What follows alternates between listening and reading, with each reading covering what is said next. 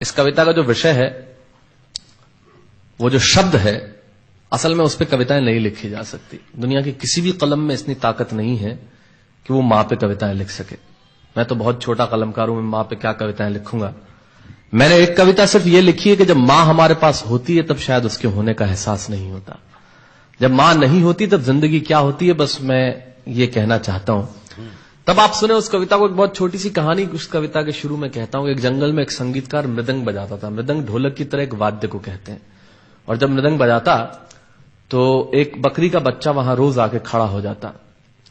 एक दिन सर ये कैमरे जो भी है बंद कर दें प्लीज, फॉर गॉड सेक। बकरी का बच्चा वहां खड़ा हो जाता आके, तो मृदंग जो बजाता था संगीतकार, उसने उस मेमने से एक दिन पूछ लिया कि यार तुझे क्या मेरा सुर, मेरी ताल, मेरी लय बहुत अच्छी लगती है जो तू रोज यहां चला आता है। वो बोला मैं नहीं जानता कि आप क्या बजाते हैं, न मुझे सुर की समझ, न ताल की समझ, न लय की समझ। मैं तो बस इतना जानता हूं कि इस ढोलक पे, इस मृदंग पे जो चमड़ा मढ़ा है वो मेरे मां के बदन से आया है। क्या बात है, बहुत अच्छे, वाह। जब उस पे थाप पड़ती है मैं आके खड़ा हो जाता हूं। बहुत अच्छे, वाह। मेरी कविता मां के न रहने पे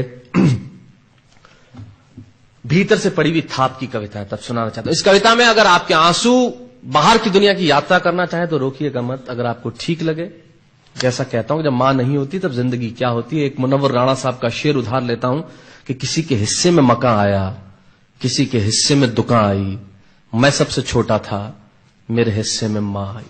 क्या बात है, वाह वाह, बहुत अच्छा। तब कहता हूं कि कल जब उठकर काम पर जा रहा था तो अचानक लगा कि कोई रोक लेगा मुझे। कल जब उठकर काम पर जा रहा था तो अचानक लगा कि कोई रोक लेगा मुझे और कहेगा खड़ा खड़ा दूध मत पी, हजम नहीं होगा। मुझे लगा कोई कहेगा खड़ा खड़ा दूध मत पी, हजम नहीं होगा, 2 घड़ी सांस ले ले, अरे इतनी ठंड और कोट भूल गया, इसे भी अपने पास ले ले। मन में सोचा मां रसोई से बोली होंगी जिसके हाथों में सना आटा होगा। अगली पंक्ति के खालीपन से जुड़े और जुड़े तो मुझे बताएं। मन में सोचा मां रसोई से बोली होंगी जिसके हाथों में सना आटा होगा, और पलट के देखा तो क्या मालूम था कि वहां सिर्फ सन्नाटा होगा। पलट के देखा तो क्या मालूम था कि वहां सिर्फ सन्नाटा होगा। अरे अब हवाएं ही तो बात करती हैं मुझसे। जब कोई नहीं होता तब अंतरिक्ष बात करता है, निर्वात बात करता है, वैक्यूम बात करता है। तब कहता हूं अरे अब हवाएं ही तो बात करती है मुझसे। लगता है जब जाऊंगा किसी खास काम से तो कोई कहेगा दही शक्कर खा ले बेटा, अच्छा शगुन होता है। कोई कहेगा गुड़ खा ले बेटा, अच्छा शगुन होता है।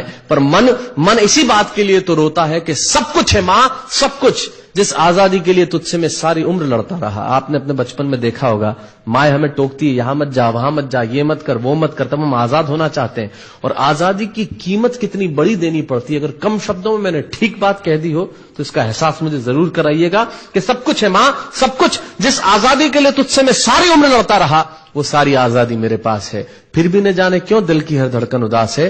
कहता था ना तुझसे मैं वही करूंगा जो मेरे जी में आएगा, और आज मैं वही सब कुछ करता हूं जो मेरे जी में आता है। बात यह नहीं है कि मैं जो चाहूं कर लूं, मुझे कोई रोकने वाला नहीं है। बात है तो इतनी सी कि सुबह देर से उठूं ना तो कोई टोकने वाला नहीं है। बहुत अच्छे, वाह वाह, बहुत अच्छे, वाह वाह वाह वाह। बात है तो इतनी सी कि सुबह देर से उठूं ना तो कोई टोकने वाला नहीं है। रात को देर से लौटूं तो कौन नाराज होगा भला, कौन कहेगा बार बार कि अब कहां चला। आप ही की जिंदगी के कुछ दृश्य चुराता हूं और आप ही को सौंपता हूं। रात को देर से लौटूं तो कौन नाराज होगा भला, कौन कहेगा बार बार कि अब कहां चला। दोस्तों के साथ घूमने पर उल्हाने कौन देगा, मेरे वो तमाम झूठे बहाने कौन देगा। सच कहा साहब, गम की चोटें जख्मों पे फौलाद से ज्यादा क्या होगी, और मां की दौलत दुनिया में औलाद से ज्यादा क्या होगी। तब कहना चाहता हूं कि रात को देर से लौटूं तो कौन नाराज होगा भला, कौन कहेगा बार बार कि अब कहां चला। दोस्तों के साथ घूमने पर उल्हाने कौन देगा, मेरे वो तमाम झूठे बहाने कौन देगा। कौन कहेगा कि इस उम्र में क्यों परेशान करता है। हाय राम, ये लड़का क्यों नहीं सुधरता है। पैसे कहां खर्च हो जाते हैं तेरे, क्यों नहीं बताता है। सारा दिन मुझे सताता है, रात को देर से आता है, खाना गर्म करने को जागती रहूं, खिलाने को तेरे पीछे भागती रहूं, बहाती रहूं आंसू तेरे लिए। कभी कुछ सोचा है मेरे लिए। खैर मेरा तो क्या होना है और क्या हुआ है, इस बुढ़िया का तो क्या होना है और क्या हुआ है।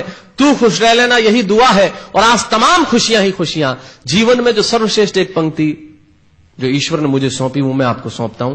कहीं कोई कविता नहीं है, एक बहुत सामान्य सी बात जो बहुत सामान्य ढंग से मैं कह रहा हूं, लेकिन गेट सेट गो जो मैंने किताब लिखी, शायद हिंदुस्तान की पिछले 3 सालों में सबसे ज्यादा बिकने वाली किताब वो रही। 14 भाषाओं में उसका अनुवाद हुआ।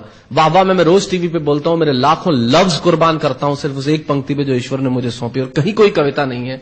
आप ही का भाव आपकी उठा को सौंपता हूं और देता हूं, और जिस विश्वास के साथ मैंने लिखा उस विश्वास के साथ आपको देता हूं कि मेरा तो क्या होना है और क्या हुआ है, इस बुढ़िया का तो क्या होना है और क्या हुआ है, तू खुश रह लेना, यही दुआ है। और आज तमाम खुशियां ही खुशियां, गम ये नहीं है कि कोई ये सब खुशियां बांटने वाला होता, पर कोई तो होता जो गलतियों पे डांटने वाला होता। बहुत अच्छे, वाह वाह वाह वाह, बहुत अच्छे, वाह।